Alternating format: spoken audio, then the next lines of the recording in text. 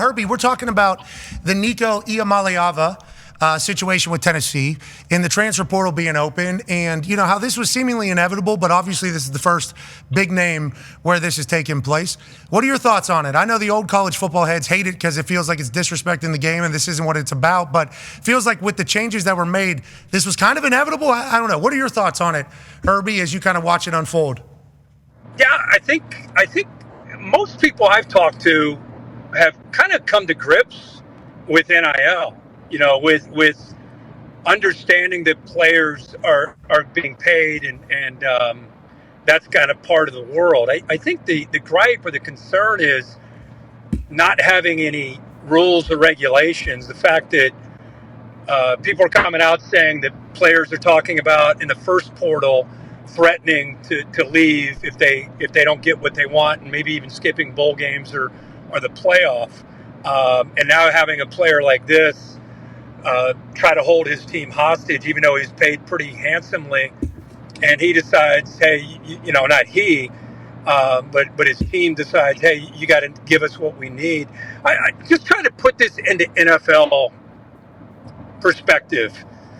Imagine if the starting running back, Bijan Robinson of Atlanta, decides in the middle of the season that he doesn't want to play anymore, and he decides he's just going to leave. He's just not going to play. Or the starting quarterback for, I don't know, name any starting quarterback. He says, well, I'm not getting paid. Brock Purdy says, this is ridiculous what I'm being paid off this Mr. Irrelevant contract.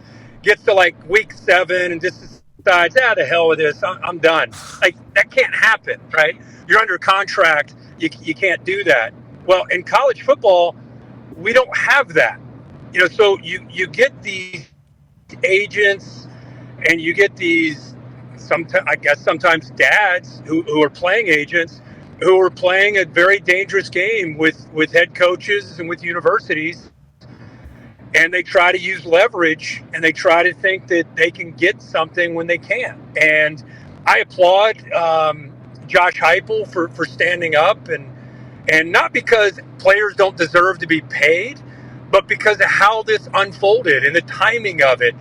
I just think that one thing I continue to think about is if the NFL has an issue, Roger Goodell, the owners, the NFLPA, there's a CBA, they work things out. Right? They create the CBA, and there's grounds of understanding of what the rules and regulations are. Who is that in college football? You tell me. Is it the conference commissioners? Is it the presidents? I know that everybody wants to blame the NCAA. They have zero power. They have no power over the sport. Who's running the sport? Who are we supposed to file these complaints to? Who's supposed to make change? Yeah. I have no idea who that is. So we can sit here and be upset. We can sit here and say, this, we need some, everybody says guardrails. Who the hell is going to create?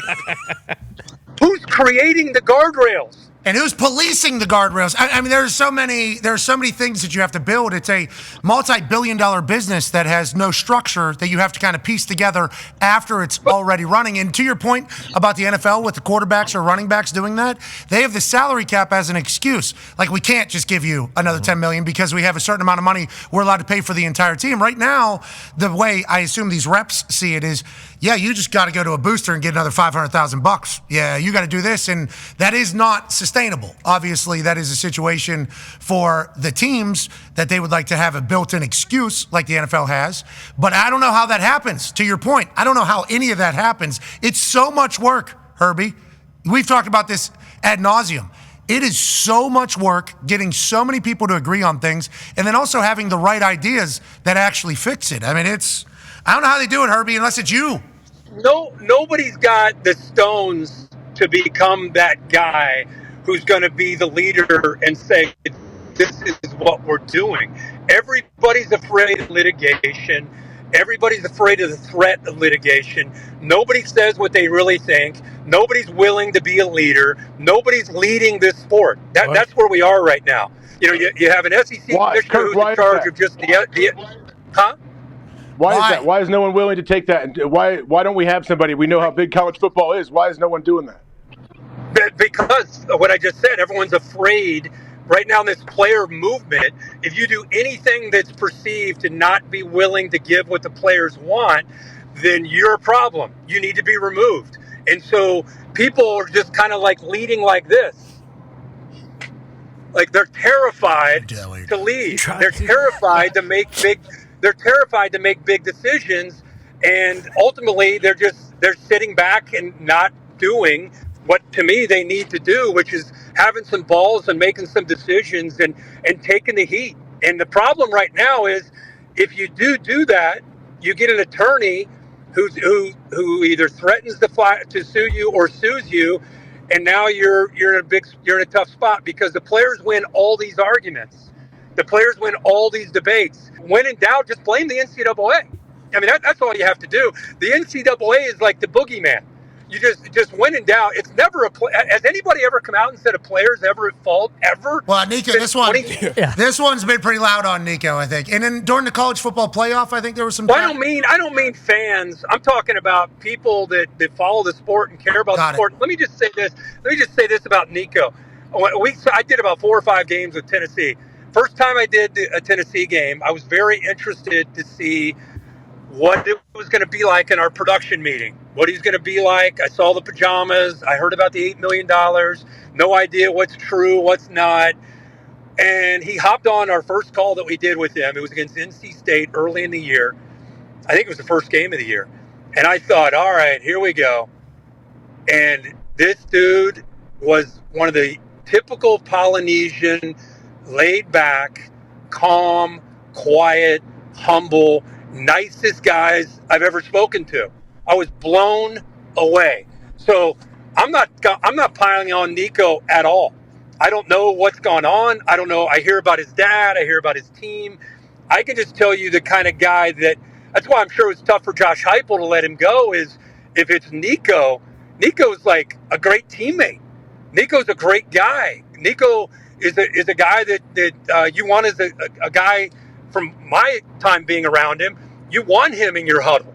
I talked to Jack Sawyer after the Ohio State-Tennessee game. We were going to do the Oregon game, and we were just reminiscing about the week before. And he said, I'll tell you what, man, we knew we had him early, but I was blown away by their quarterback. That guy we cracked a couple of his helmets. He just kept coming back. He kept competing. He goes, that kid's the real deal. So I'm impressed with Nico as a person. I'm impressed with Nico as a player. The kid was a true freshman last year. Everybody said, oh, he's not worth it. He is worth it. I don't know what he's worth and what he's not worth. I know that in the college game, as a true freshman, to try to run Josh Heupel's scheme, when you got Dylan Sampson, who's an outstanding back, and the receivers were okay, but they didn't really have a high Mm-hmm. Yep.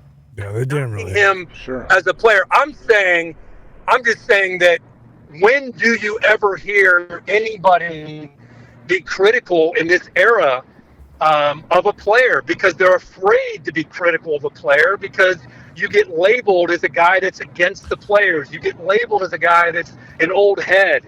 And I'm just saying that somebody's got to have the stones to step up. And I don't know who that is. I have no idea who it is. But I hope one day somebody decides to be a freaking leader and help us save this sport, because we're not saying take NIL away. We're not saying any of that. We're just saying, can we have some freaking rules? Not give the players all the cards. The players went from having no cards to every single card. And that's not right.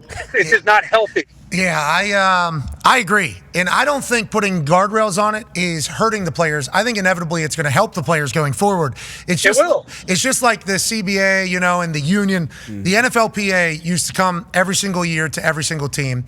It would normally be the longest day of the week, and it would be at the end, and they would say that you're getting your Madden checks at the end of this thing. Okay, so they are setting it up for you to not ask a lot of questions. Okay, let's do that. But they would run a video, about why the NFLPA exists when the union began and all those reasons. And at the beginning, whenever you're beginning something like this, like a CBA or a union, there are so many questions that have to be answered. There's so much work that needs to be done because there's so much money on the line and there's so many people you have to care for. So like what's good for Nico, and the NFLPA preaches this, what's good for the number one guy on the roster isn't necessarily going to be great for the 53rd guy on the roster. So if there's guardrails and some restrictions, I think it'll help the overall player in college ball, and I think it'll inevitably make it sustainable as well for the players to make money. So I don't think it's a negative thing towards the players to try to get guardrails. I think it's actually a good thing for the players in the long run. But who's going to sign up for that trek? Good luck. Good luck, whoever it is. Let me just say one last thing on this because I know you want to get into some other stuff. That when you hear NIL, what does that stand for? Name, image, likeness, potential. Right. So basically marketing. It's marketing. It's not a pay-for-play situation where booster whoever from whatever school can say, hey, that guy's available? Hey, let's go spend $10 million. That's not what this market was supposed to be about. That's not what this is. And the idea of that still existing or continuing to exist is not healthy. Collectives are not healthy. Boosters paying for players is not healthy. NIL is healthy. Like if Nico could have created money and opportunities in the marketing world off his name, image, and likeness in Knoxville in the state of Tennessee, more power to him. If Jeremiah Smith in the state of Ohio and the city of Columbus right now off of his name, image, and likeness can create millions of dollars, more power to him. But the idea of some booster saying, hey, we need a tight end, let's go get this guy, well, we'll just outbid him, just go get him. That's not what this is about. That's not what name, image, and likeness is about. We're not pay for play, and the whole thing is a disaster. I'm all about paying these guys, but let's do it. Let's be responsible. Let's help these guys grow and develop as people and not just rely on boosters to outbid one another for these guys to be playing at their school. It's silly. It's embarrassing that that's where we are. Let's get back to what it's supposed to be, which is NIL, name, image, and likeness, which is marketing, which is what they do in the NFL. Well, we like these players more than everybody else is what the collective say. That is why we are paying them more money than ever. What did Nick Saban say? Coach Saban said that there's going to come a point where something happens. He had a term for the breaking point. I forget what he said. He said there's going to be something that's going to happen, and then that's going to kind of drive and initiate change that is going to be needed. I think all of us that were in the sport or lucky enough to talk about the sport knew that catastrophe was around the corner somehow. We knew it. Literally from the beginning, because of everything you just said. These same messages have been said for the last few years about college ball. I think everybody that's been around it, maybe this is the one. This is the situation where a team is not ending up better because of it. A university isn't. Player isn't ending up better because of it. College ball is not ending up better because of it. And all eyes are on it. So maybe it's big enough to initiate some change. I hope that'll be the case. And Herbie, maybe you're the guy that changes the entire sport. Hell yeah. Maybe instead of getting that beautiful tan, after that season ends, maybe we go sit in boardrooms for 10 to 12 hours a day, dealing with every conference, every president, every athletic director, every television network, every contract. Yeah, that'll be a blast. That's what people are going to sign up for.